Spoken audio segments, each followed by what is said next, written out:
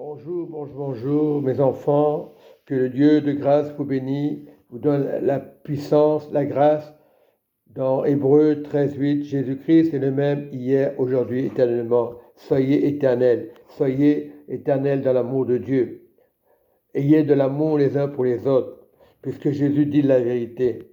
Je suis le chemin, la vérité et la vie. Si je dis que je suis Dieu, c'est que je suis Dieu. Le Saint-Esprit le il dit la vérité. Il ordonne que Jésus est Dieu. C'est le Saint-Esprit, le consolateur, parce qu'il était là avant la fondation du monde. Il savait que Dieu, Jésus, allait venir sur la terre.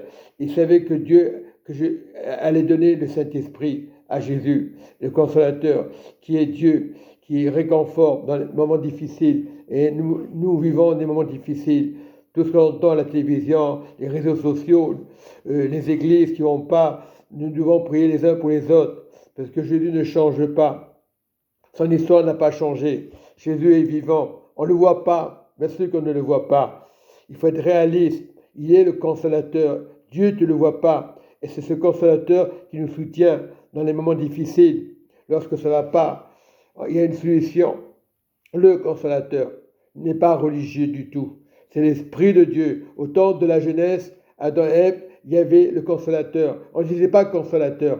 Quand Jésus est mort à la croix, il y a eu des épreuves. Il est ressuscité parce qu'on ne pouvait pas tuer Dieu. Voilà la récompense que Dieu nous a donnée, le Saint-Esprit. Et on doit vivre le Saint-Esprit, pas les religions, pas les pasteurs, même pas moi. La réalité, c'est le royaume, les âmes. Dieu a besoin des âmes qui viennent là-haut, dans le repas du Seigneur. Aujourd'hui, il y a beaucoup d'églises, c'est vrai, on n'est pas là pour condamner. Soyez bénis par la puissance de Dieu, par la grâce de Dieu. Soyez bénis. Amen et Amen.